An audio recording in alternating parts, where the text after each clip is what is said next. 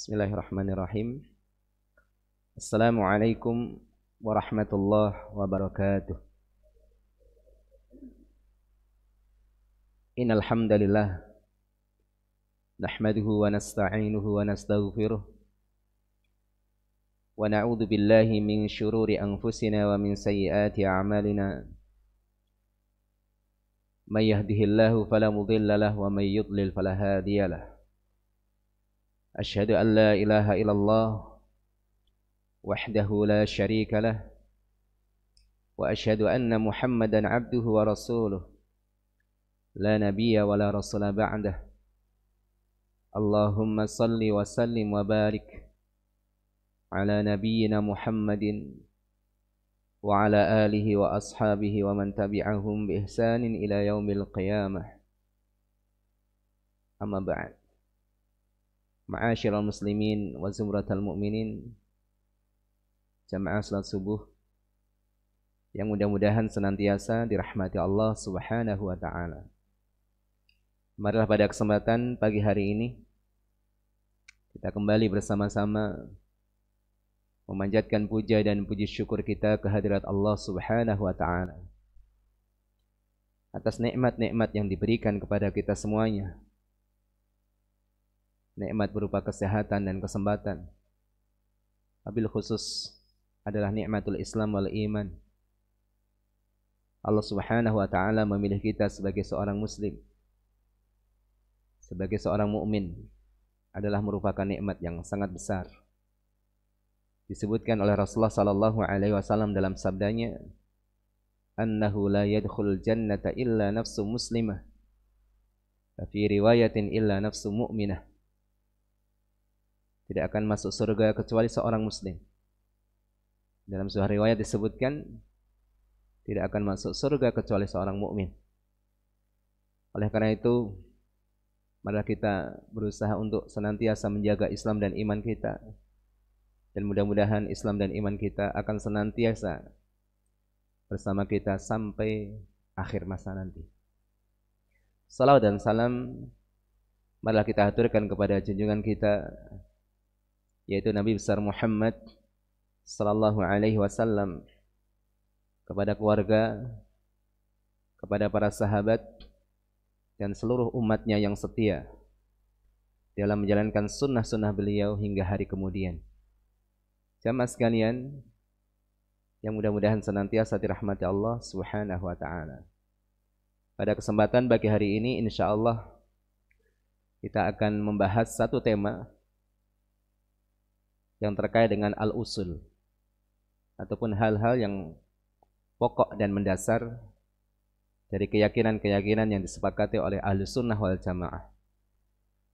Pembahasan tentang Ahlus Sunnah wal Jamaah.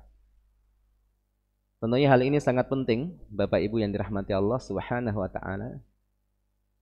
Karena tentunya kalau hanya sekedar Islam ternyata belum cukup. Karena banyak orang yang menisbatkan dirinya kepada Islam, namun ternyata jalan yang ditempuh bukan jalan yang benar. Ada orang-orang yang menyimpang dari jalan kebenaran. Bahkan Rasulullah sallallahu alaihi wasallam dalam banyak hadis yang diriwayatkan oleh Al-Imam At-Tirmidzi, Al-Imam Ibnu Abi Asim dan para ulama ahli hadis, yaitu di mana Rasulullah sallallahu alaihi wasallam menyampaikan, sataftariqu ummati ala 73 firqah. Umatku akan terpecah menjadi 73 golongan. Disebutkan dalam hadis yang lain bahwasanya orang-orang Yahudi terpecah menjadi 71 golongan dan orang-orang Nasrani terpecah menjadi 72 golongan. Dan umat ini, yaitu kita sebagai umat Rasulullah sallallahu alaihi wasallam, terpecah menjadi bagian yang paling banyak, 73 golongan. Kulluha finnar, semua diancam dengan neraka Bapak Ibu. Illal wahidah, kecuali satu golongan. Semua golongan di sini adalah setiap ataupun semua golongan yang menisbatkan diri mereka terhadap Islam. Yang mana para ulama mengatakan umat dalam hadis tersebut adalah ummatul istijabah. Karena umat sendiri, kata-kata umat sendiri ada dua bagian. Yang pertama ada ummatul istijabah, mereka orang-orang yang menjawab seruan Nabi. Artinya orang Islam, Bapak Ibu. Dan itulah yang dimaksudkan dalam hadis tersebut. Dan yang kedua adalah ummatul da'wah, yaitu setiap umat yang mendapatkan dakwah dari Nabi, tapi belum tentu mereka menjawab seruan Nabi. Masuk di dalamnya orang-orang kafir. Tapi kalau ummatul istijabah adalah mereka orang-orang yang menisbatkan diri mereka kepada Islam. Dan mereka akan terpecah menjadi 73 golongan dan semua diancam dengan neraka. Illal wahidah, kecuali satu. Rasulullah sallallahu alaihi wasallam menyampaikan al-jamaah. Al-jamaah itu secara bahasa adalah kelompok, Pak. Itu satu kelompok, satu jamaah. Yang mana kemudian Rasulullah sallallahu alaihi wasallam menafsirkan al-jamaah di sini adalah ma ana alaihil yauma wa ashabi, yaitu apa-apa yang aku dan para sahabatku hari ini berada di atasnya. Yang kemudian istilah al-jamaah di sini masyhur dengan istilah ahlus sunnah wal jamaah. Sebagian ulama mengatakan orang yang pertama kali menyebutkan istilah ahlus sunnah wal jamaah adalah seorang sahabat yang mulia, yaitu Abdullah bin Abbas radhiyallahu anhuma. Dan inilah jalan yang mengantarkan kita kepada keselamatan, ahlus sunnah wal jamaah. Ya, sehingga kalau kita hanya bicara tentang Islam, kita sebagai seorang muslim, itu ternyata belum ada jaminan keselamatan. Yaitu seorang muslim yang melazimi manhaj ataupun jalan ahlus sunnah wal jamaah. Bapak Ibu yang dirahmati Allah subhanahu wa ta'ala. Dan kalau kita bicara tentang hal-hal yang pokok dari keyakinan yang diyakini oleh ahlus sunnah wal jamaah, tentunya di sana ada beberapa poin yang wajib kita ketahui. Kurang lebih ada 30 sekian poin, Bapak Ibu. Dan pada kesempatan pagi hari ini kita akan menyampaikan beberapa poin yang mudah-mudahan memberikan kepada kita ziyadatul iman wal yakin, yaitu tambahnya keyakinan dan keimanan kita terhadap hal-hal yang wajib kita yakini. Yang pertama, Bapak Ibu yang dirahmati Allah Subhanahu wa taala, yang paling mendasar bahwasanya inna ahlas sunnati wal jamaah, sesungguhnya ahlus sunnah wal jamaah yu'minuna billah wa malaikatihi wa kutubihi wa rusulihi wal yaumil akhir wal qadari khairihi wa syarrihi. Bagian yang pertama yang paling mendasar, bahwasanya ahlus sunnah wal jamaah itu meyakini dan mengimani Allah Subhanahu wa taala, mengimani para malaikat, mengimani kitab-kitab yang Allah turunkan, mengimani para rasul, mengimani hari akhir, dan mengimani takdir ketentuan Allah baik dan buruknya. Yang kemudian ini dikenal dengan rukun iman. Al-usul as-sittah, yaitu 6 dasar pokok yang wajib diyakini oleh seorang muslim. Ini perlu kita tanamkan kuat-kuat, kita memahaminya dengan dalil-dalilnya, karena nanti ada kalangan-kalangan yang berbeda dengan orang-orang Islam ahlus sunnah wal jamaah. Bapak Ibu yang dirahmati Allah Subhanahu wa taala, rukun iman, hal yang wajib kita yakini di sini Allah sebutkan firman-Nya dalam surah Al-Baqarah ayat 285. Ayat yang sering kita baca dan yang sering kita dengar, Bapak Ibu. Amanar rasulu bima unzila ilaihi mir rabbih wal mu'minun kullun amana billahi wa malaikatihi wa kutubihi wa rusulih la nufarriqu baina ahadim mir rusulih. Dan juga ayat-ayat yang lain. Sedangkan hadisnya adalah hadis yang sangat masyhur, yang terkenal dengan hadis Jibril. Itu di mana disebutkan dalam hadis tersebut, itu pada saat Rasulullah sallallahu alaihi wasallam duduk-duduk dengan para sahabatnya di siang hari, datang seorang laki-laki. Laki-laki tersebut adalah laki-laki yang berpakaian sangat rapi, bajunya putih, rambutnya hitam, rapi, tidak terlihat seorang musafir. Namun anehnya, orang-orang di situ tidak ada yang kenal. Ini sesuatu yang aneh. Tetapi para sahabat memang tidak banyak bertanya kepada Nabi. Mereka itu tidak banyak kepo dulu, Pak. Tidak banyak tanya kepada Nabi. Karena mereka segan. Mereka lebih banyak menunggu. Oleh karena itu ketika datang seorang Arab Badui yang dari tempat yang jauh untuk tanya pada Nabi. Karena biasanya mereka yang berani tanya kepada Nabi. Datang dari tempat yang jauh, tanya kepada Nabi itu sangat berani, Pak. Kadang-kadang angkat suaranya, "Ya Rasulullah," tanya gitu. Itu yang ditunggu-tunggu oleh para sahabat. Ditunggu-tunggu oleh para sahabat. Berani mereka bertanya kepada Nabi kita Muhammad sallallahu alaihi wasallam. Ini orang-orang Arab Badui yang tinggal di pedalaman. Bahkan disebutkan dalam sebuah kisah. Sampai suatu saat Rasulullah sallallahu alaihi wasallam itu menceritakan tentang hari kiamat dan huru-haranya yang terjadi pada hari itu. Para sahabat pada nangis, pada masya Allah gitu ya. Tiba-tiba seorang Arab Badui nyeletuk, "Mata sa'ah." Jadi orang Arab Badui mikir, dari tadi ngomong hari kiamat, itu janjiannya kapan gitu. Dia nyeletuk, "Ya Rasulullah, mata sa'ah."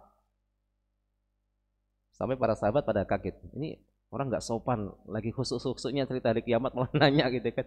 Mata sa'ah, dari tadi cerita hari kiamat, huru-haranya, janjiannya kapan hari kiamat itu? Rasulullah sallallahu alaihi wasallam pintar. Beliau cerdas, nggak mau kalah dengan yang nanya. Rasulullah mengatakan, "Bima a'jadta laha." Ente tanya hari kiamat kapan terjadi, emang ente dah siap? Kamu menyiapkan apa untuk hari kiamat? Seorang Arab Badui tadi mengatakan, "Ma'a'datu laha min katsiri sholatin wala shiyam." Saya menyiapkan untuk hari kiamat bukan dengan cara memperbanyak puasa dan sholat. Artinya standar, amalannya standar. Walakini uhibbuka ya Rasulullah.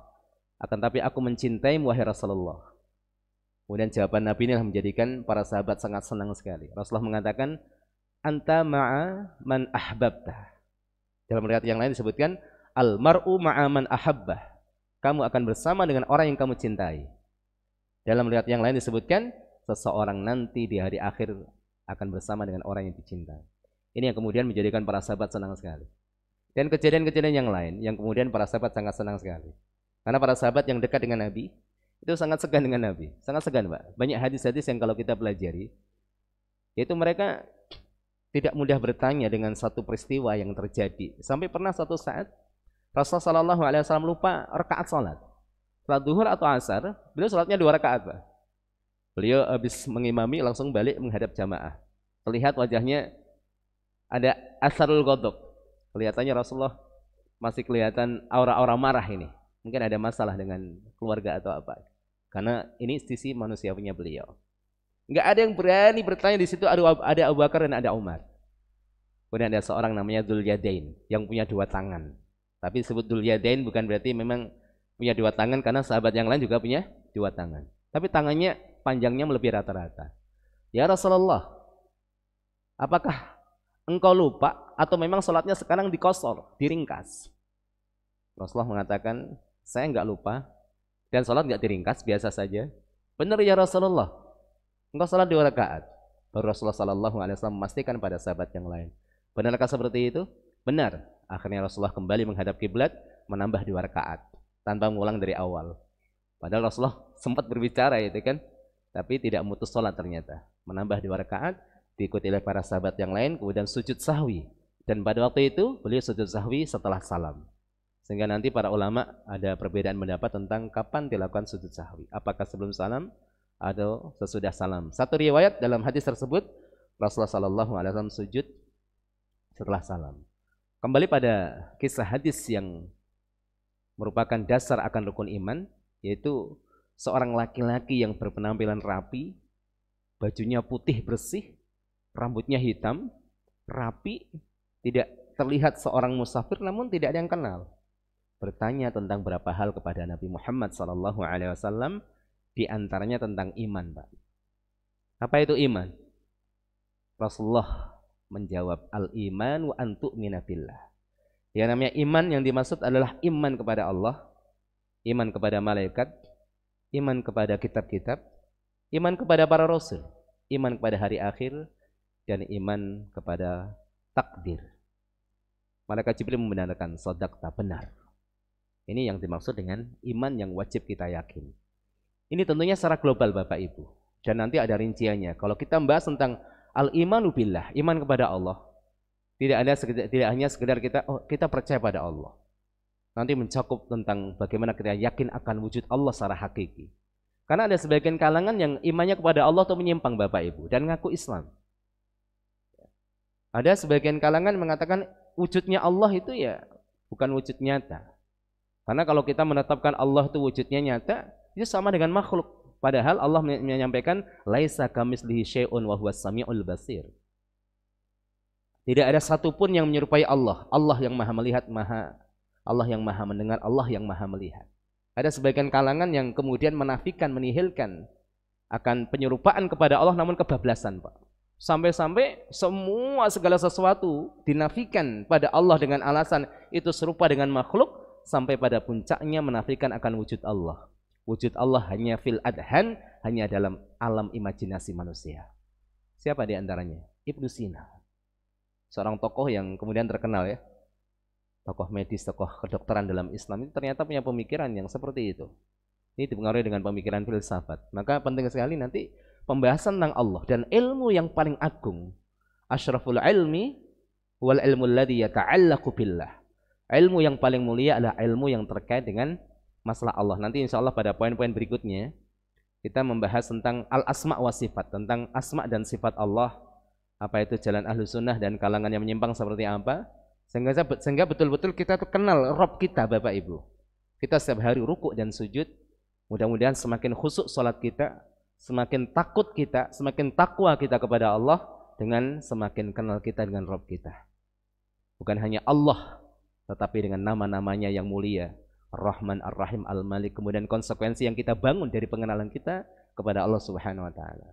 Kemudian nanti terkait dengan malaikat ada penjabarannya. Dengan pembahasan tentang hari akhir.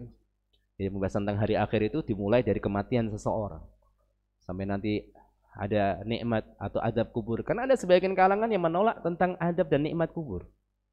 Yang ini perlu kita ketahui dan itu nyata Bapak Ibu. Karena saya sendiri pernah bertemu dengan orang seperti itu. Ternyata sekte klasik itu menyisakan suatu i'tiqad keyakinan yang ada pada orang-orang tersebut, walaupun orang itu ditanya, ketika ditanya apakah kamu Mu'tazilah misalnya, dia tidak mengaku, tapi pemikirannya seperti itu. Nah, karena itu ini hal yang sangat penting kita ketahui Bapak Ibu tentang hal-hal yang pokok dari keyakinan yang sepakat oleh Ahlus Sunnah wal Jamaah.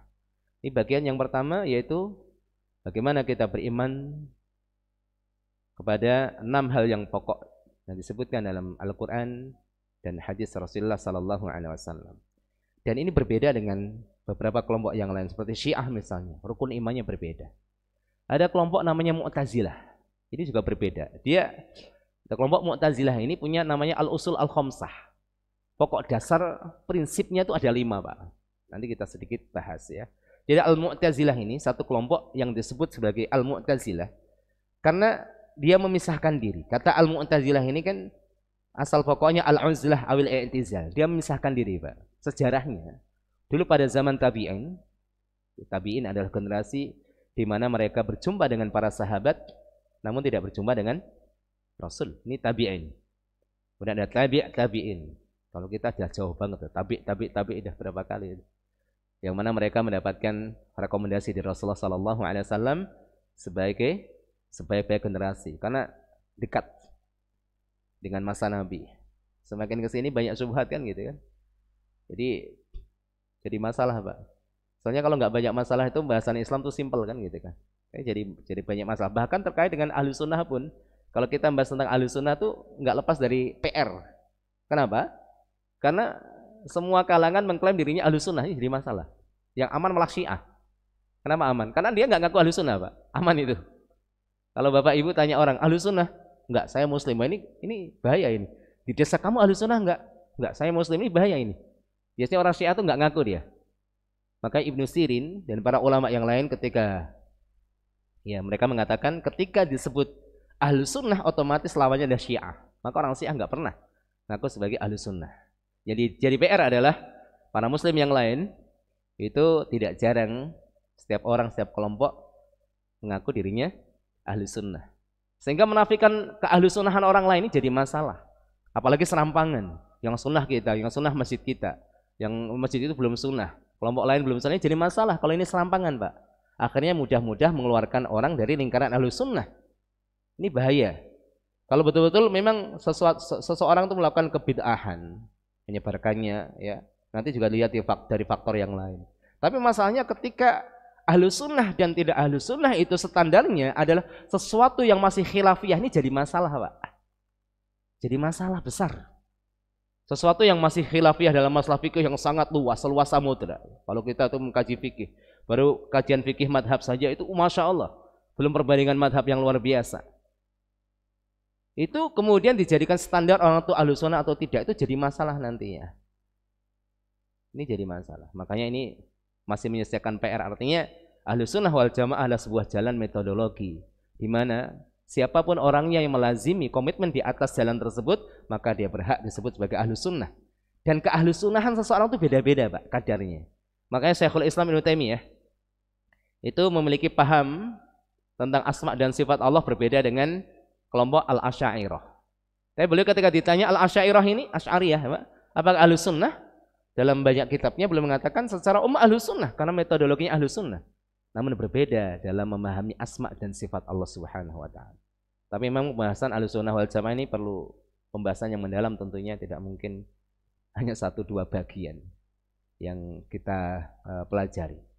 Karena harus memahami secara utuh manhaj, jalan, metodologi ahlu sunnah wal jamaah yang merupakan jalan yang mengantarkan kita kepada keselamatan.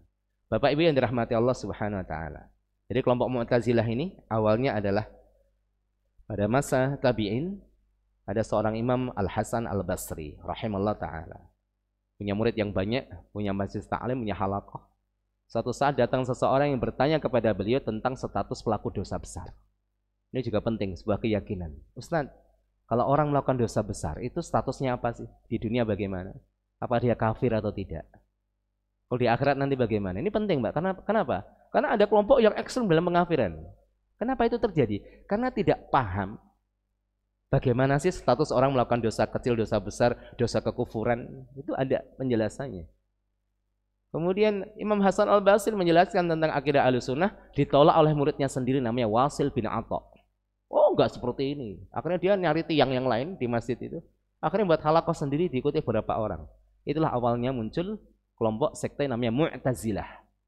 Ya, awalnya mereka tidak menyebut seperti itu, orang yang menyebut Mu'tazilah, dia memisahkan diri dari halaqahnya Hasan Al-Basri. Akhirnya menjadi sebuah nama yang familiar dan mereka mengakuinya. Awal mulanya mereka tidak menyebutnya Mu'tazilah, orang yang memisahkan diri. Akhirnya mereka mengakuinya. Jadi Mu'tazilah ini punya al-usul al-khamsah, ada 5 pokok keyakinan menjadi prinsip mereka. Walaupun nanti secara nama bagus, Pak, tapi kalau kita dalami berbeda dengan prinsip kita. Di antara prinsipnya 5 ini, pertama adalah at-tauhid. At-tauhid di sini tidak seperti yang kita pahami. Kalau yang kita pahami jelas Bapak Ibu, tauhid itu yang mengesahkan Allah, mencakup bagaimana kita mengesahkan Allah dalam wujudnya. Dalam rububiyahnya kita mengagungkan Allah dalam setiap keagungannya dan perbuatannya. Ya, Allah yang menciptakan, Allah yang mengatur, Allah yang memelihara. Dan segala sesuatu dari perbuatan Allah yang sesuai dengan keagungannya, yang namanya rububiyah. Kita mentauhidkan Allah dalam uluhiyahnya. Apa maknanya Bapak Ibu? Kita meyakini bahwa Allah adalah zat satu-satunya yang berhak diibadahi. Maka ilah itu adalah yang diibadahi, Pak. Makanya kalau kita terjemahkan la ilaha illallah, tiada Tuhan selain Allah, belum sempurna. Terjemahan yang pas adalah tiada Tuhan yang berhak diibadahi.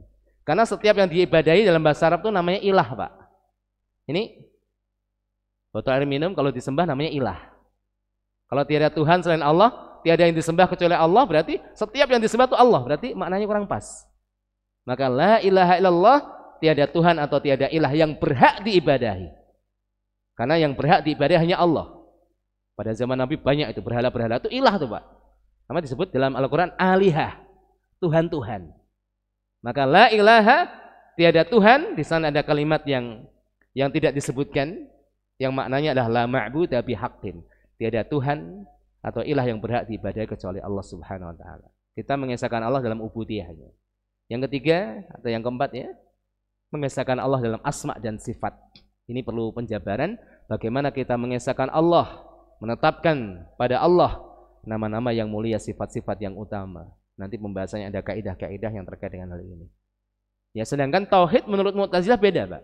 Tauhid menurut kaum Mu'tazilah adalah menetapkan nama-nama bagi Allah, nama-nama yang tidak mengandung sifat sama sekali.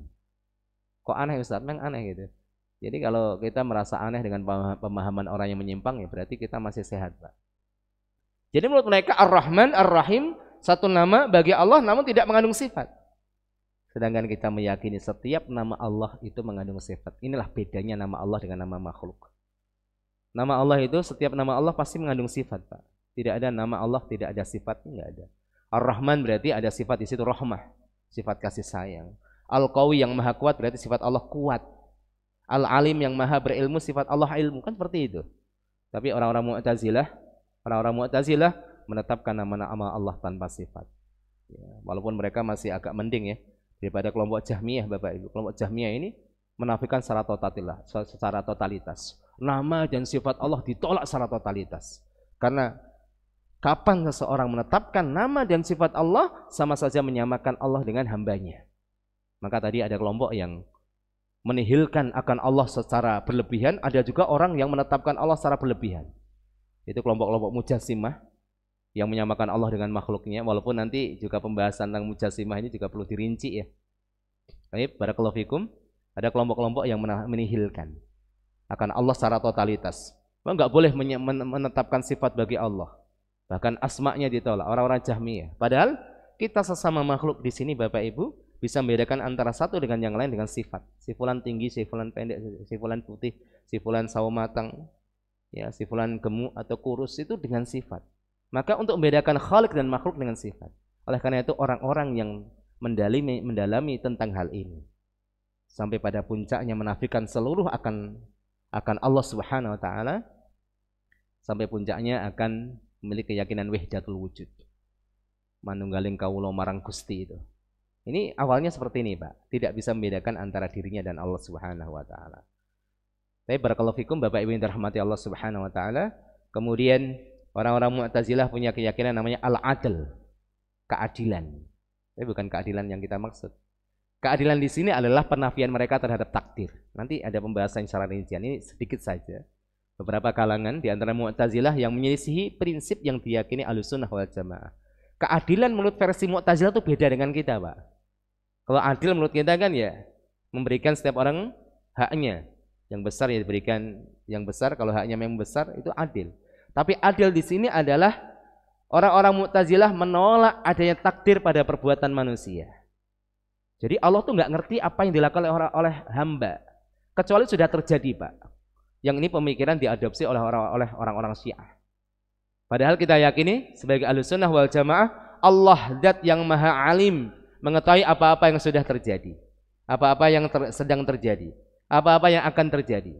Bahkan Allah Subhanahu wa taala mengetahui sesuatu yang tidak akan terjadi andaikan itu terjadi. Ini kita harus yakini. Tapi Al-Mu'tazilah tidak di sini. Sampai kemudian kesimpulannya apa? Kalau orang masuk surga ya itu keadilan Allah. Mungkin kalau kita tidak mengkaji lebih dalam ya sepintas benar ya, Pak. Padahal prinsip Ahlussunnah orang masuk surga bukan karena keadilan Allah, Pak. Tapi karena keutamaan, karena kemurahan dan rahmat Allah. Seperti itu. Maka kita bisa hadir di masjid ini, salat subuh berjamaah itu karena rahmat Allah. Kalau Mu'tazilah menafikan takdir pada perbuatan manusia sama sekali. Tapi kalau Ahlussunnah nanti ada aturannya.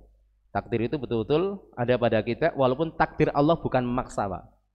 Karena nanti ada kelompok berseberangan juga Mu'tazilah di sini persis dengan Qadariyah yang menafikan takdir. Tapi ada kelompok yang ekstrim dalam menetapkan takdir, namanya kelompok Jabariyah. Jadi kalau kita belajar sekte-sekte ini juga menarik, Pak. Artinya kan kelompok-kelompok menyimpang ini seperti apa? Perlu tahu Ustaz, ya perlu. Sampai Umar mengatakan, "Tunqadu urwal Islam ya urwatan idza nasya'a fil Islami man la ya'riful jahiliyah." Islam itu akan terurai satu ikatan demi satu ikatan ketika lahir di tengah-tengah Islam orang-orang enggak paham jahiliyah. Dikira sama yang penting Islam. Maka ada kelompok, udahlah kita sama-sama Islam. Mau Ahmadiyah, mau Syiah, enggak usah dipermasalahkan. Ini kan jadi masalah. Jadi masalah besar. Nah, kelompok-kelompok yang afiliasinya ke Ahlussunnah nanti ada perbedaan beberapa hal ya mungkin wajar, tapi kalau kemudian ada kelompok yang menyimpang dari Ahlussunnah jadi masalah, Pak. Ini jadi masalah. Ini perlu kita paham. Jadi dalam masalah takdir sini ada kelompok Jabariyah, Yang ekstrim artinya apapun yang dilakukan oleh manusia itu takdir Allah, dan itu kalau takdir Allah berarti konsekuensinya apa? Lawazimnya. Berarti Allah menyukainya dan mencintainya. Jadi masalah itu, Pak. Jadi masalah. Oh itu apa namanya? Ada perbuatan maksiat di sana. Udahlah, takdir itu udah. Jadi masalah itu. Makanya para ulama dengan tegas seperti Ibnu Qudamah Al-Maqdisi dalam kitabnya Lum'atul I'tiqad mengatakan adamul ihtijaj bil qadari 'alal ma'asi. Enggak boleh orang itu berdalil dengan takdir atas perbuatan maksiat, enggak boleh. Kecuali sudah taubat. Pak, dulu Anda kok jadi preman toh? Sudah takdir Mas. Itu boleh karena sudah taubat. Tapi kalau belum taubat, Pak, kok preman aja toh? Takdir ini enggak boleh, Pak. Makanya pada zaman Umar pernah ada orang yang mencuri. Ditanya oleh Umar, Pak, ente mencuri? Takdir wahai Umar. Gregetan Umar ini kan ini. Umar tuh pintar cerdas. Akhirnya setelah diteliti, orang ini nyurinya bukan karena kebutuhan tapi profesi dan sudah mencapai nisab, dipotong tangannya. Protes pencurinya, Umar kok dipotong tangan saya? Takdir juga gitu kan. Ya baru tahu rasanya ini. Kenapa kamu mencuri takdir dipotong tangannya? Kenapa dipotong? Takdir juga. Ini ada kelompok Jabariyah. Makanya kelompok Jabariyah ini ngeri juga. Sampai kemudian kelompok-kelompok Jabariyah ini kalau terus ya diikuti pemikiran seperti ini, akhirnya apa? Meyakini bahwa hamba yang paling kuat tauhidnya adalah siapa, Pak? Iblis, Pak. Kenapa iblis? Karena dia tuh ridho berperan sebagai iblis. Ini bahaya nggak nih? Ya Jabariyah Jahmiyah. Karena semuanya kan memerankan perannya. Maka yang paling berat perannya tuh iblis. Jadi tokoh antagonis ini. Oh, jadi bahaya nih. Ya, ini bahaya sekali. Dan kelompok seberangnya adalah Mu'tazilah atau Qadariyah yang menafikan seluruh takdir atas makhluk. Makanya kalau orang masuk surga dan neraka itu karena keadilan Allah. Kalau Ahlussunnah wal Jamaah meyakini karena rahmat dan kemurahan Allah. Sampai Rasulullah menyampaikan, lan yadkhula ahadukumul jannata bi'amalih. Kalian tidak akan masuk surga dengan amalnya. Apakah juga dengan Anda wahai Rasulullah? Rasulullah mengatakan juga dengan saya. Allah tidak akan masukkan ke dalam surga kecuali dengan rahmatnya. Di sini, Pak. Ya, dengan rahmat Allah kita bisa beramal karena pertolongan Allah.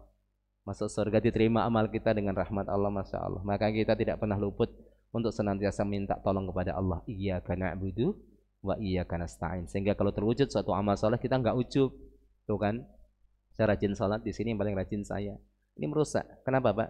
Tidak paham prinsip iyyaka na'budu wa iyyaka nasta'in. Ini ayat sangat luar biasa sampai Al-Imam Al-Qayyim berangkat dari satu ayat ini mengarang kitab yang luar biasa, ada 2 jilid besar. Namanya kitab Madarijus Salikin. Hanya satu ayat, Pak. Iyyaka na'budu wa iyyaka nasta'in. Itu dijabarkan luar biasa. Nanti masuk di dalamnya masalah-masalah yang Masya Allah. Bagaimana orang bersabar, bagaimana orang bagaimana zuhud, bagaimana orang itu Masya Allah warok, bagaimana orang itu membangkitkan rasa takut, rasa senang, rasa cintanya pada Allah itu berangkat dari satu ayat iyyaka na'budu wa iyyaka nasta'in. Karena orang itu kalau ibadah tanpa menghadirkan isti'anah minta tolong kepada Allah, kata Al-Imam Al-Qayyim, naqsun.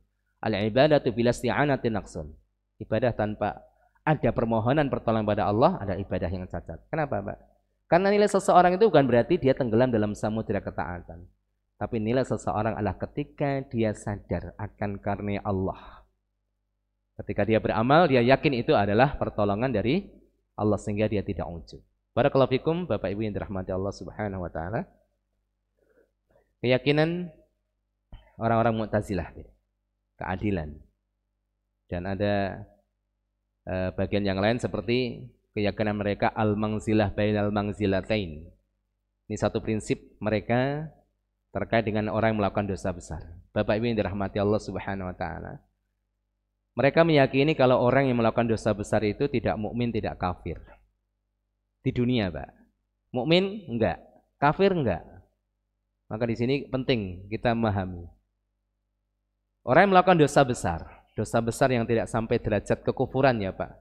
Karena ada dosa besar yang sampai derajat kekufuran. Seperti apa? Mengolok-olok ajaran Allah, menghina Nabi, ini bahaya sekali ini. Kalau dosa besar itu yang tidak sampai pada derajat kekufuran, orang berzina, minum khamr, makan yang haram, makan riba, ini dosa besar. Selama dia tidak melegalkan, maka tidak jatuh pada kekufuran. Tapi kalau orang sampai menghalalkan, nanti ada aturan lagi ya. Jadi kalau ada seorang mukmin yang jatuh pada kekufuran, baik ucapan, perbuatan atau keyakinan, nanti ada kaidah-kaidahnya. Inilah yang kemudian ada suatu istilah jangan mudah-mudah mengkafirkan orang lain. Itu terkait dengan siapa, Pak? Dengan sesama muslim, Pak. Tapi kalau dengan non-muslim nggak usah dipikirkan karena mereka memang statusnya non-muslim. Maka kita pertengahan di sini. Ada orang yang tidak belajar ilmu yang kemudian mengutarakan suatu ucapan yang seakan-akan bijaksana tapi salah. Ketika kita mengatakan orang-orang Yahudi Israel yang kafir dan dia nyeletuk, jangan mudah mengkafirkan orang, Mas. Ahlussunnah nggak mudah mengkafirkan. Nah, ini salah paham nih. Paham ya, Pak? Kalau orang non-Islam, siapapun, Pak, yang jahil atau nggak jahil, ya mereka tuh kafir. Itu bahasa Al-Quran. Sedangkan makna kafir nanti kita kaji. Sekarang ya konotatif maknanya karena memang seperti itu. Padahal makna kafir itu ya menutup dirinya dari keimanan. Itu maknanya kafir, tidak membuka dadanya. Di situ. Makanya kita yakin orang yang tidak masuk Islam ya mereka kafir. Lalu nanti kalau mereka itu bodoh, Ustaz, orang-orang yang tinggal di pedalaman yang tidak pernah kenal Islam, ya tetap, Pak, hukum di dunia kafir. Bahkan anak-anak kecil yang mati dalam keadaan belum balik, orang-orang gila di antara mereka, itu ya kalau meninggal nggak boleh disalati. Sedangkan nanti urusan akhirat berbeda. Para ulama berbeda pendapat, tapi pendapat yang kuat orang-orang kafir yang mati di dunia dalam keadaan tidak tahu dakwah, belum sampai risalah, betul-betul mereka jahil. Pendapat yang kuat berdasarkan hadis Aswad bin Sari', mereka akan diuji ulang oleh Allah Subhanahu wa taala. Ini keadilan Allah. Akan diuji ulang, Pak. Misalnya ada mungkin orang-orang pedalaman di nggak usah jauh-jauh di negeri kita, mungkin di Papua atau mana, mungkin ada orang yang tidak pernah dengar Islam. Maka nanti di akhirat akan diuji ulang oleh Allah Subhanahu wa taala. Ada ujian ulang. Maka jelas, statusnya jelas. Maka kata-kata jangan mudah mengkafirkan ini diterapkan untuk orang-orang atau sama muslim, Pak. Hati-hati, jangan mudah-mudah mengkafirkan. Tapi ada syariat pengafiran tuh ada. Tapi ini otoritas para ulama, tidak sembarang orang. Karena ada sebagian kalangan, mohon maaf Bapak Ibu, biasanya anak-anak muda yang semangat ngaji itu ya udah dari awal belum ngaji apapun ya masalah takfir, masalah vonis kafir terus. Akhirnya apa yang ada di pikirannya? Tetangga saya kafir. Karena saya pernah ngalami, Pak. Saya pernah ngalami benar-benar itu tahun 2002 2003. Enggak usah saya ceritakan karena orang-orangnya juga bermasalah kan gitu kan. Jadi Masya Allah, saya ngaji masalah takfir ini kayak kebablasan. Ngaji saya mikir, ini Pak RT kafir deh gitu. Kalau Pak RT kafir berarti istrinya kafir dong, kan duduk-duduk sama orang kafir. Berarti tetangganya, waduh kafir. Nggak mau sholat di masjid, nggak mau sholat di musola, Pak. Pokoknya kafir gitu kan. Kemudian pembahasan tentang demokrasi. Pokoknya sistem demokrasi itu kufur, ya memang itu mengkufur. Tapi lawazimnya itu yang ngeri. Jadi semua yang terlibat dengan sistem ini kafir semuanya. Orang yang ikut nyoblos kafir semuanya. Wah, yang muslim kita doang, Pak. Makanya di sini penting sekali membahas tentang iman dan kekufuran seperti apa sih Ahlussunnah wal Jamaah. Makanya terhadap pelaku dosa besar, Ahlussunnah jelas, Pak. Status di dunia mereka itu masih mukmin namun berkurang keimanannya berdasarkan kadar kemaksiatan yang dilakukan. Ini beda dengan Khawarij. Pelaku dosa besar kafir dia. Mereka punya dalil bukan nggak punya dalil. Cuma pentingnya kita ngaji dengan guru di sini, Pak. Khususnya pembahasan tentang Ahlussunnah wal Jamaah. Coba Bapak Ibu membaca satu hadis. Apalagi yang sudah mulai paham bahasa Arab tapi kalau nggak didalami kitab-kitab malah bahaya juga. La yazni zani hina yazni wa huwa mu'min. Coba kalau kita terjemahkan secara harfiah. Tidaklah seorang itu berzina ketika melakukan zina dia bukanlah seorang mukmin. Bukanlah seorang mukmin yaitu ketika orang itu berzina, ya. Seorang pezina ketika berzina. Dia itu bukan mukmin, Pak, disebut itu. Bukan seorang mukmin. Kalau kita baca secara tekstual ya udah kafir berarti kan. Padahal para ulama menjelaskan maksud dinafikan iman di situ adalah dinafikan kesempurnaan imannya. Banyak hadis-hadis tentang hal ini. La yu'minu ahadukum hatta yuhibba li akhihi ma yuhibbu li nafsihi. Tidak dianggap beriman salah seorang di antara kalian sampai mencintai kebaikan untuk saudaranya sebagaimana dia mencintai kebaikan untuk dirinya sendiri. Tidak beriman. Maksudnya tidak sempurna imannya. Maka di sini Bapak Ibu. Jadi keyakinan Ahlussunnah wal Jamaah pelaku dosa besar itu tidak dikafirkan tapi berkurang imannya. Dia fasik, Pak. Tapi masih ahlu kiblah. Sebagai muslim yang berkurang keislamannya dan keimanannya berdasarkan kadar kemaksiatan yang dilakukan. Kalau Khawarij mengkafirkan kalau Mu'tazilah itu malah aneh. Mukmin enggak? Enggak. Kafir enggak? Enggak. Ini gimana coba? Statusnya enggak jelas. Ya. Menikah enggak? Berumah tangga enggak? Enggak. Jomblo enggak? Enggak. Itu enggak ada, kayak gitu enggak ada, Pak. Antara mukmin dan kafir orang itu. Waladzi khalaqakum faminkum kafirun wa minkum mukmin. Walaupun nanti mukmin juga dibagi, ada mukmin yang sempurna imannya, ada mukmin yang tidak sempurna imannya. Makanya kan nanti di pembahasan lanjutannya kalau kita membahas manhaj Ahlussunnah, bolehkah kita itu mengucapkan insya Allah ketika kita mengatakan mukmin? Mukmin enggak? Insya Allah. Loh, kok ragu kan gitu kan? Ini juga dibahas, Pak. Makanya para ulama mengatakan boleh kita mengatakan insya Allah. Maksudnya apa? Mukmin yang sempurna imannya. Tapi kalau kita nggak mengatakan insya Allah boleh, karena kita memang mukmin bukan kafir. Boleh mengatakan insya Allah, boleh tidak. Mukmin nggak, Pak? Mukmin. Wah, kok mukmin sih? Iya, emang mukmin. Sempurnanya? Oh, itu urusan lain. Nah, kalau kita ditanya, mukmin nggak? Insya Allah. Kalau ditanya orang, kok ragu-ragu sih, Pak? Ya maksudnya mudah-mudahan sempurna imannya. Ini ya, Pak. Maka nanti ada rantai yang menghubungkan antara satu bagian ke bagian yang ada puzzle-puzzle. Kalau kita kaji secara utuh, Masya Allah Bapak Ibu. Maka penting sekali kita tidak berhenti pada Islam kita, apalagi Islam warisan dari orang tua kita, tapi bagaimana Islam yang betul-betul sesuai dengan pemahaman Ahlussunnah wal Jamaah. Sedangkan nanti kalau nasib di akhirat ada pembahasan sendiri. Kalau Mu'tazilah dan Khawarij walaupun sedikit berbeda di dunia, namun mereka sepakat bahwasanya orang yang mati dalam keadaan melakukan dosa besar dan belum bertobat, mereka kekal. Akhirnya apa, keyakinan ini akan menolak hadis-hadis yang ada. Banyak hadis yang menyebutkan nanti ada golongan-golongan orang yang beriman dikeluarkan dari neraka, Pak. Orang ahli neraka semuanya nggak kekal. Orang-orang beriman yang walaupun punya iman seberat biji sawi itu akan dikeluarkan nantinya. Makanya akhirnya apa? Mereka menolak sebagian prinsip syafaat. Akhirnya banyak prinsip yang ditolak, Pak. Berawal dari ini. Akhirnya mereka kan, wah, kalau saya terima ini, nanti ini batal dong. Akhirnya sudah dipegangnya semuanya yang salah-salah itu. Mereka meyakini bahwasanya pelaku dosa besar kekal di neraka, disodorkan tentang apa? Hadis-hadis yang orang diselamatkan dari neraka, nolak mereka. Ini syafaat Nabi, syafaat dari keluarga yang bisa mengeluarkan orang dari neraka. Mereka tolak itu. Maka mereka nolak syafaat. Nanti kita bahas tentang syafaat, prinsip syafaat yang benar seperti apa. Itu juga ada kaitannya. Di sini makanya Bapak Ibu yang dirahmati Allah Subhanahu wa taala, ternyata ada kalangan seperti itu. Ya, makanya kalau kita tidak mendalami dengan benar-benar, ya khawatirnya kita terprosok pada satu pemahaman yang itu ternyata bukan pemahaman Ahlussunnah wal Jamaah. Minimal pada hal-hal yang prinsip ini kita pegang betul itu. Makanya rukun iman yang sudah kita hafal dalilnya, kita hafal maknanya, kita lebih perdalam lagi rincian-rinciannya seperti itu. Prinsip iman pada Allah sesuai dengan mazhab Ahlussunnah seperti apa toh? Karena ada orang yakin pada Allah tapi keyakinannya nggak benar gitu ya. Ya Allah ya diri kita itu sendiri. Ada seperti itu, Pak. Seorang Jawa itu bertemu dengan beberapa orang karena Islamnya itu kecampur dengan kejawian. Akhirnya apa? Ya udah Allah ya kita itu sendiri. Itu coba bayangkan.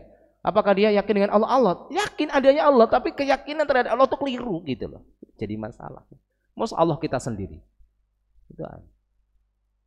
Tapi barakallahu fikum Bapak Ibu yang dirahmati Allah Subhanahu wa taala.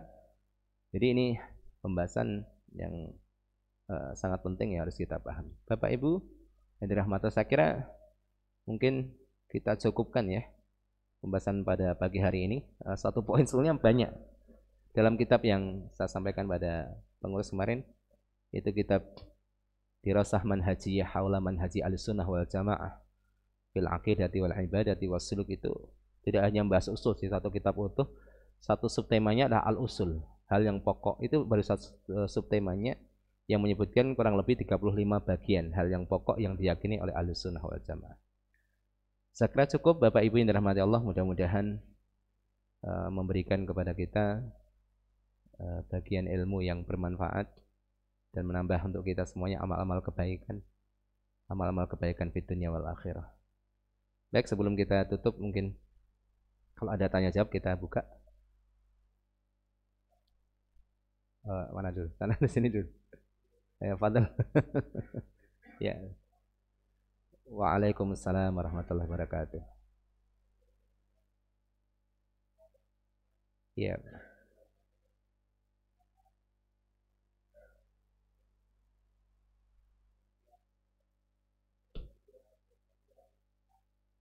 Ya.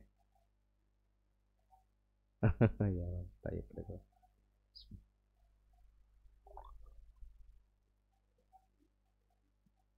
Mm-mm.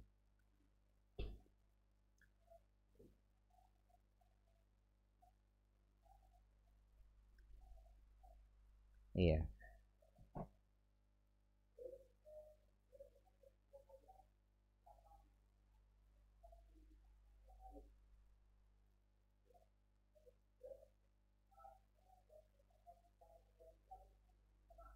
wasatiyah ya, tidak meremehkan.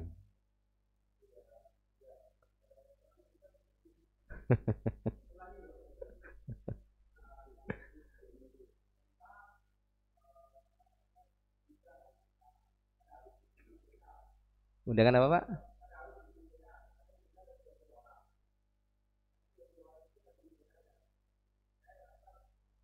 Oh iya iya.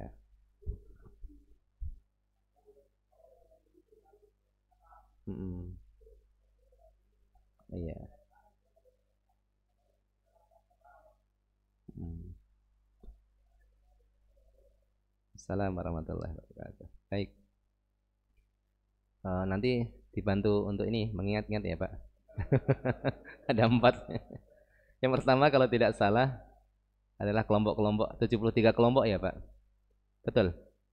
Ada Mu'tazilah, ada Jabariyah, ada Jahmiyah, eh, ada yang lain-lain juga ya. Tetapi perlu kita pahami 73 kelompok di sini tidak disebutkan secara definitif oleh Rasulullah Shallallahu Alaihi Wasallam. Apakah ini masuk atau tidak ya? Para ulama paling beristihad. Mu'tazilah masuk dalamnya, Jahmiyah masuk dalamnya. Ya. Ada yang mengatakan Syiah nggak masuk dalamnya karena bukan Islam kan ada seperti itu kan. Jadi sifatnya istihad. Tidak disebutkan secara definitif oleh Rasulullah Sallallahu Alaihi Wasallam. Ada sebagian ulama yang berusaha untuk menyebutkan seperti Ibnul Jauzi gitu ya, menyebutkan kelompok-kelompok ini 73. Tapi kalau nanti disebutkan sudah 73 ada kelompok lain, oh ini masuk juga lebih banyak lagi gitu kan. Makanya secara definitif kita serahkan kepada Allah Subhanahu wa taala. Kelompok apa? Sepertinya dari 73 golongan itu sama dengan iman. Al imanu bid'un wa sittuna ay sab'una. Iman itu ada 63 atau 73 sekian cabang, ya. Yang paling tinggi la ilaha illallah, yang paling rendah menyingkirkan gangguan dari jalan. Yang 60 sekian atau 70 sekian cabang itu apa saja sih tidak disebutkan. Tidak disebutkan. Tidak disebutkan oleh nas. Maka kita serahkan kepada Allah Subhanahu wa taala. Lalu intinya adalah bagaimana dengan Wahabi. Nah, di sini. Ini intinya di sini. Wahabi di sini, kalau Wahabinya itu dinisbatkan kepada kan ada Abdul Wahab bin Abdurrahman bin Rustum ya yang hidup pada abad 2 Hijriah di Afrika itu memang punya pemahaman Khawarij memang. Ini menyimpang, jelas menyimpang. Suka mengafirkan orang dan menumpahkan darah kaum muslimin. Tapi kalau yang dimaksudkan Wahabi ini dinisbatkan pada seorang tokoh dari Saudi Arabia, dari Najd yaitu Muhammad bin Abdul Wahab serta anak cucunya yang sampai hari ini kalau kita baca kitab-kitab itu penulisnya atau mungkin dinukil perkataan ulama disebut Alu Syekh. Alu itu keluarga, Asyekh keluarganya Syekh. Ada Alu Su'ud, dua tokoh yang berperan dalam mendirikan negara Saudiyah, Saudi Arabia. Muhammad bin Su'ud sama Muhammad bin Abdul Wahab. Sampai sekarang ini dua keluarga ini dua keluarga yang kastanya tinggi. Satu keluarga raja, satu keluarga ulama. Maka ada Alu Su'ud, keluarga Su'ud, ada Alu Syekh, keluarganya Syekh, Syekh Muhammad maksudnya. Kalau yang dimaksud Wahabiyah ini adalah mengikuti pemikiran Syekh Muhammad bin Abdul Wahab, maka kita katakan Syekh Muhammad bin Abdul Wahab adalah seperti ulama yang lain. Artinya apa? Ada salah, ada benar. Gitu aja prinsipnya, Bang. Ada benarnya, ada salahnya. Yang benar ya kita ikuti, yang salah sudahlah gitu.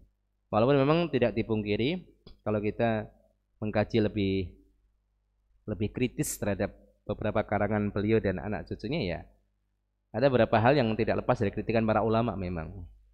Ada hal-hal yang masih khilafiyah, khususnya dalam masalah keyakinan. Ada hal itu titik khilafiyah tapi seakan-akan tidak khilafiyah.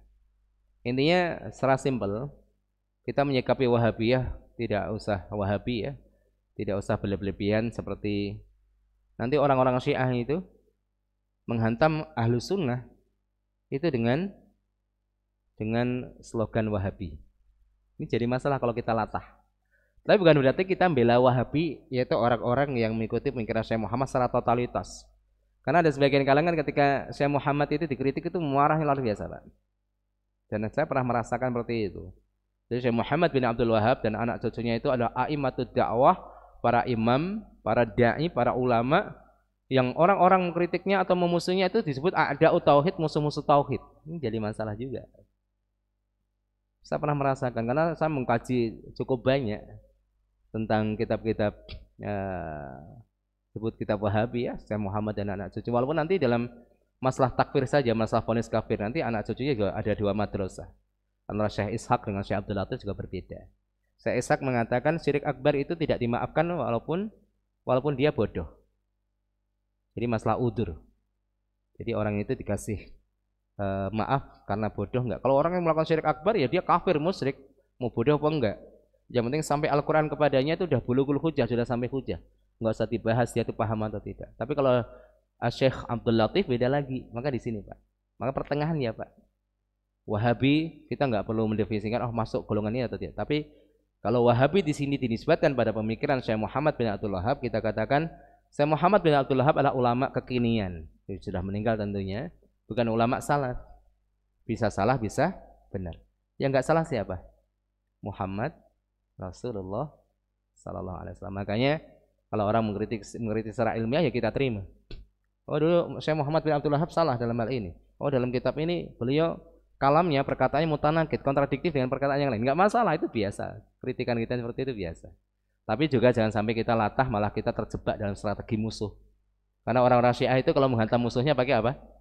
Pakai istilah Wahabi, Pak. Oh, dasar orang Wahabi kan gitu itu. Oh, orang jenggotan tuh Wahabi. Wah, itu kan jadi aneh gitu. Pertengahan. Oh, dasar kamu Wahabi. Maksudnya apa? Wahabi. Kamu jenggotan kamu. Wah, ini dia ini perlu diluruskan. Paham ya, Pak? Ya, ini kita mudah-mudahan pertengahan. Yang kedua apa, Pak?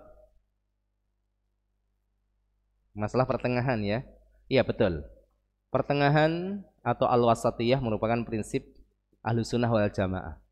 Tetapi menurut tafsiran syariat ya, Pak. Karena kalau kita ngobrol sama orang-orang liberal juga mereka merasa pertengahan. Ini jadi masalah. Merasa pertengahan itu beda dengan pertengahan yang sebenarnya. Lalu nanti pertengahan itu berdasarkan syariat ukurannya, porsinya berdasarkan syariat. Dalam masalah iman dan kekufuran, Ahlussunnah pertengahan antara Khawarij dan Murji'ah. Ada kelompok Murji'ah. Ada orang-orang neo Murji'ah. Ini perlu dibahas juga sih ya. Murji'ah ini beda dengan Khawarij. Kalau Khawarij dikit kafir. Kafir. Kalau Murji'ah terlalu lembek, santai. Imannya orang yang suka bermaksiat itu enggak beda sama imannya Abu Bakar. Loh, kok bisa? Iman kan di sini, Pak, gitu kan. Iman tuh dalam hati. Hati-hati. Makanya kalau ada ibu-ibu diajak pakai jilbab, dia bilang, yang penting jilbab di hati. Murji'ah tuh, Pak. Benar itu, karena iman itu kan dimensinya hati, keyakinan, lisan, dan amal perbuatan. Maka Ahlussunnah meyakini iman yazid bisa bertambah, bisa berkurang. Ini ucapan yang tidak sepele kalau kita dalami, itu memang nanti konsekuensinya berbeda dengan orang yang menyimpang, Pak. Ini kan biasa bertambah dan berkurang. Ingat, di sana ada orang yang meyakini iman itu tidak bertambah dan tidak berkurang. Karena iman itu ada keyakinan. Kalau berkurang berarti ragu-ragu. Kelompok apa ini? Murji'ah. Makanya mereka meyakini kemaksiatan enggak membahayakan keimanan. Keimanan itu keyakinan kok. Bahaya enggak? Bahaya. Makanya iman itu sama, enggak ada iman lebih kuat, enggak ada. Iman itu ala mustawas sawa, sama. Ya. Ketiga, bagaimana dengan kelompok yang suka membid'ahkan? Masalah bid'ah pun kita harus pertengahan. Kalau betul-betul bid'ah ya kita yakin itu bid'ah. Sedangkan mengutarakan bid'ah kepada orang lain walaupun itu betul-betul bid'ah juga ditimbang maslahat dan mandorotnya. Karena kita apa tujuannya menyampaikan itu bid'ah supaya orang sadar, Pak. Ini masalah dan mandorotnya. Kalau itu betul-betul bid'ah. Betul-betul bid'ah pun kita enggak sembarangan meluncurkan lisan kita. Karena dakwah itu mudaroh, menyentuh, merangkul. Karena apalagi kalau orang enggak paham kan, dibilang bid'ah gitu lari duluan. Udah rangkul dulu kan gitu kan. Jelaskan. Bisa jadi yang sampai kepada dia memang seperti itu. Kemudian kalau tidak bid'ah itu masih masalah khilafiyah, ya ini jadi masalah lagi. Intinya Bapak Ibu kita sebagai orang-orang yang misalnya ya ngaji ya, Apalagi yang baru-baru ngaji jangan semangat untuk memvonis orang lain dulu dah. Sampai betul-betul jelas dan itu kemaslahatannya yang besar. Karena kemudian kalau mudah-mudah bukan masalah bid'ah kan, mudah-mudah bid'ah kan jadi masalah. Tapi ada orang juga yang mereka anti bid'ah tuh. Ustadznya baca hadis tentang bid'ah udah pingsan itu. Kullu bid'atin dhalalah wa kullu dhalalatin finnar. Wahabi ustadznya kabur dia balik kanan. Baru baca hadis. Ini jadi masalah juga. Dengar kata bid'ah ada pingsan. Maka ada kelompok yang kalau dengar kata bid'ah pingsan, ada kelompok kalau udah bid'ah kan udah puas, maka ada, mohon maaf saya nggak akan nyebutkan seseorang, saya tidak ingin mengajak gibah di majelis saya. Sampai ada komentar salah seorang yang mengatakan kalau orang-orang ngaji bertahun-tahun itu nggak paham-paham tapi itu bid'ah, atau ngaji kalau sama kita baru sekali dua kali udah paham itu bid'ah. Padahal pembahasan bid'ah tuh rumit banget, Pak. Kaidah-kaidah para ulama dalam masalah bid'ah itu ini menyebutkan bid'ah definisinya seperti ini, dikritik oleh para ulama. Oh, tidak seperti itu definisinya. Wah, terjadi intikot. Wah, luar biasa, nggak sesimpel yang kita bayangkan. Intinya Bapak Ibu, prinsip kita apa? Jangan mudah-mudah mengeluarkan orang dari ahli sunnah, apalagi masih dalam ranah perbedaan pendapat. Yang terakhir terkait dengan tadarus ya. Kata tadarus itu tadarosa. Kalau dalam bahasa Arab itu wazannya tafa'ala. Itu melibatkan orang lain. Ya. Apakah misalnya ada program seperti itu ya? Ngaji masing-masing ditugaskan untuk menyelesaikan ya. Itu hanya sekedar motivasi saja, Pak, motivasi saja. Tapi apakah hatam ya? Enggak, hatam itu ya seseorang menyelesaikan gitu. Berarti kalau dia dapat 1 juz, hatam 1 juz itu hanya untuk itu hanya sebagai istilahnya sebagai sarana saja. Tujuannya adalah membaca Al-Qur'an. Seperti ada misalnya orang buka aplikasi, sebelum terbuka aplikasinya ada satu ayat maksa kita untuk baca. Itu hanya sarana, wasilah. Wa hukmu wal wasailaha ahkamul maqasid. Itu kaidahnya, Pak. Namanya wasilah atau sarana atau media itu hukumnya mengikuti tujuan. Perintahnya iqra'ul Qur'an. Bacalah Al-Qur'an, ya. Mau sendiri atau bareng-bareng di majelis. Ya, itu hanya untuk motivasi kita saja. Oh, nanti 1 juz kita selesaikan ya, 10 juz ya. Kita khatam ya, enggak khatam sih aslinya karena masing-masing dapat 1 juz. Jangan, nggak boleh tuh, bukan nggak boleh, boleh saja masing-masing menyelesaikan bacaannya supaya motivasi, ya, supaya kita kalau bisa sehari tidak kurang dari 1 juz itu saja, Pak. Tapi jangan sampai kemudian kita udah puas nih, wah alhamdulillah nih seminggu kita khatam nih 30 juz itu.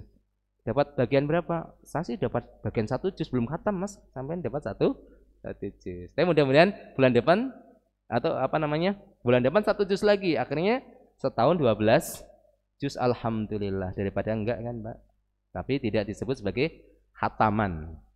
Ya khataman jamaiyah ya tetap orang dapat pahala apa yang dia baca dan apa yang dia dengar. Sedangkan bacaan orang lain dia tidak dengar. Gitu ya, Pak ya. Hanya sarana saja. Baik, saya kira cukup tadi. Monggo, Pak. Waalaikumsalam.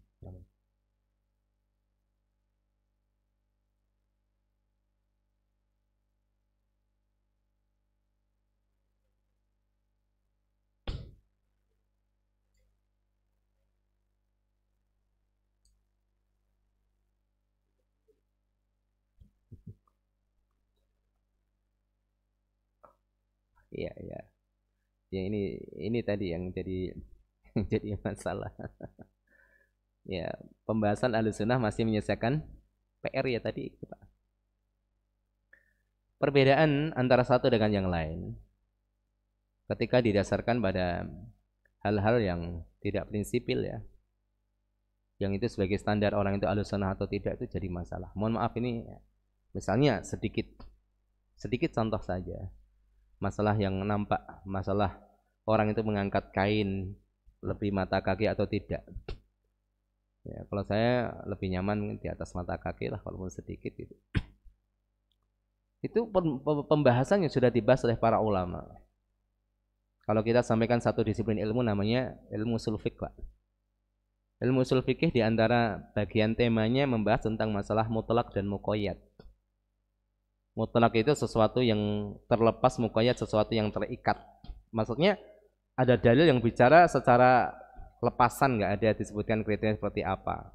Misalnya ma asfala minal ka'baini fafinnar, yang di bawah 2 mata kaki itu neraka kan ancamannya. Enggak ada kaitannya sombong atau tidak kan? Yang penting apa yang di bawah mata kaki di neraka. Kemudian ada sesuatu yang disebutkan secara sifat dalam nas yang lain. Misalnya hadis Rasulullah sallallahu alaihi wasallam, "Man jarra thawbahu khuyala lam yangdurillah." Barang siapa yang menjulurkan pakaiannya melebihi mata kaki ya, khuyala, dengan rasa sombong, maka Allah tidak melihatnya. Tapi sombong di sini nggak boleh ditafsirkan dengan hadis yang lain. Kadang orang itu menafsirkan, memaksakan diri dengan hadis yang lain. Sombong adalah menolak dalil dan meremehkan orang. Itu jadi nggak ada celah lagi. Ini kan yang penting nggak sombong, Pak. Kamu nolak dalil saya itu udah sombong. Ada hadis ya, itu maksakan diri namanya. Paham ya, Pak? Tapi kalau nggak ngaji, oh iya ya, berarti saya udah sombong ya. Enggak gitu maksudnya. Jadi sebagian ulama, bahkan ulama-ulama yang sudah lalu seperti Ibnu Hajar ataupun ulama yang agak kekinian seperti Al-Imam Asy-Syaukani mengatakan dalil itu namanya prinsipnya usul fikih, dalil mutlak dibawa pada muqayyad. Berarti yang dimaksudkan ancaman di situ adalah yang menjulurkan dengan rasa sombong, karena latar belakang ataupun pada zaman Nabi itu memang kesombongan seseorang atau apa nih kedudukan sosial seseorang itu dilihat dari pakaiannya. Semakin panjang pakaiannya, semakin dia itu semakin ini, Pak. Makanya yang sombong itu kelihatannya pokoknya menjulur gitu ya. Maka Rasulullah mengingatkan dan seperti itu. Tapi juga ada ulama, maksudnya ulama-ulama kontemporer dari Saudi Arabia, Syekh bin Baz, Syekh Muhammad Al-Utsaimin mengatakan enggak. Dalil ini masing-masing berdiri sendiri. Kalau orang itu menjulurkan pakaiannya melebihi mata kaki ya kena dosa. Ada dalilnya kok menjelaskan secara global. Sedangkan kalau sombong dapat double dia dosanya. Ya. Di sini, Pak. Makanya ada perbedaan kan? Ada perbedaan dan masing-masing dalilnya mu'tabar. Diakui. Maka di sini kesalahan sebagian orang, Pak. Kadang-kadang ini yang satu isbal, yang satu enggak. Padahal prinsip dasarnya nanti gini. Mohon maaf, maka pemahaman Ahlussunnah wal Jamaah ini akhirnya menjadi puzzle-puzzle yang harus disatukan, Pak. Karena banyak subhat tadi ya. Jadi Ahlussunnah wal Jamaah, seseorang itu tidak dinilai seseorang itu punya pendapat yang salah atau tidak, karena yang enggak salah adalah Rasulullah yang dibimbing wahyu. Nanti setelah Ahlussunnah itu ada dua. Ahlussunnah dilihat dia Ahlussunnah atau enggak, itu dua, Pak. Namanya manhajut talaqi wa manhajul istidlal. Ada satu kitab membahas tentang dua ini aja, satu kitab, Pak. Manhajut talaqi itu metodologi pengambilan dalil. Ahlussunnah dalilnya jelas, Al-Quran, Sunnah, Ijma', Qiyas, Maslahah Mursalah, Istihsan, jelas itu. Kalau orang ngaku Ahlussunnah dalilnya mimpi, wangsit, ya jelas itu udah. Kalau kita diskusi sama orang, ini nggak boleh, ini haram, Pak. Wah, menurut terawangan saya, wah itu udah nggak benar ya. Ya. Yang kedua, manhajul istidlal, metodologi penggunaan dalil. Karena orang-orang yang menyimpang dari Ahlussunnah wal Jamaah bukan berarti nggak punya dalil, tapi memaknai dalil itu keliru, Pak. Mohon maaf. Ada kelompok apalah Islam Jamaah atau apa itu, kelompoknya agak besar. Ini kalau kita sampaikan tersinggung. Tapi memang ada pemahaman yang salah tentang bai'ah. Mamata wa laysa fi 'unuqihi bai'atun mata mitatan jahiliyah, hadis yang sahih. Barang siapa yang mati dan di lehernya tidak ada ikatan bai'ah, maka mati seperti matinya jahiliyah. Akhirnya kelompok ini punya amir. Orang yang tidak masuk kelompok tersebut dan tidak baiat sama imamnya, statusnya apa, Pak? Kafir. Khawarij ya? Iya kan? Hadisnya sahih. Maknanya enggak benar. Dimaknai maksudnya maknanya benar, tapi dia maknanya tidak benar. Di sini, Pak. Maka penting sekali itu. Jadi orang itu dinilai Ahlussunnah atau tidak itu bukan karena faktor dia salah atau tidak. Pasti ada sama. Kayak Ibnu Hajar itu menurut pandangan sebagian orang dalam Asma dan Sifat Imam Nawawi ya salah. Tapi para ulama itu masih menghormati beliau sebagai Ahlussunnah karena metodologi penampilan dalil, metodologi penggunaan dalil, pengambilan sumbernya benar, kemudian pendalilannya benar. Itu udah Ahlussunnah, Pak. Walaupun kadang-kadang salah di sini, salah di situ. Itu memang penting sekali. Oleh karena itu jangan mudah-mudah, Pak. Nyakitin memang, nyakitin. Saya sendiri merasakan nyakitin itu kan gitu. Ya, kadang-kadang kalau sama golongan sedih sopannya masya Allah luar biasa. Luar biasa. Tapi kalau sama kelompok yang lain kurang adabnya, ya. Kalau ustadznya sedang dibilang al ustadz, asyikh. Kalau ustadz lain tidak dibilang gitu, tapi dibilang ngustad. Bukan ustadz tapi ngustad gitu kan. Tapi masih mending ya. Ya ala kulli hal itu fenomena ada. Kita nggak usah memperkeruh keadaan, kita hadir untuk wahdatul kalimah, menyatukan satu kalimat, dan tidak masalah ketika ada satu perbedaan kita menampilkan dalil yang menurut kita kuat. Diskusi boleh, bukan berarti tidak boleh diskusi dalam perbedaan. Boleh diskusi, boleh gitu kan, tapi tidak kemudian kita melampaui batas. Begitu ya Pak, artinya fenomena seperti itu ada, dan mudah-mudahan kita semakin dewasa. Kita udahlah masa lalu, udahlah kita move on. Kenapa Pak? Saya menggambarkan diri saya sendiri. Wah, saya lebih sadis daripada itu, bukannya bid'ah, kafir Pak orang itu. Maka sampai saya itu menulis buku dikafirkan tapi tidak kafir itu. Mudah-mudahan bisa menyusul buku berikutnya itu sebagai bentuk taubat saya. Wah, itu sudah berapa ribu orang yang saya kafirkan. Saya sampai mengkader beberapa orang. Saya sudah taubat tapi berapa orang itu belum taubat, saya dikafirkan lagi Pak. Ya saya sudah taubat tapi Ustadz dulu ngajari kita malah jadi itu kafir. Ya seperti itu. Baik Bapak Ibu, cukup? Sepertinya cukup ya, sudah jam 6 kurang seperempat. Kita tutup kajian kita dengan doa kafaratul majlis. Subhanaka Allahumma bihamdika asyhadu an la ilaha illa anta astaghfiruka wa atubu ilaik. Assalamualaikum warahmatullahi wabarakatuh.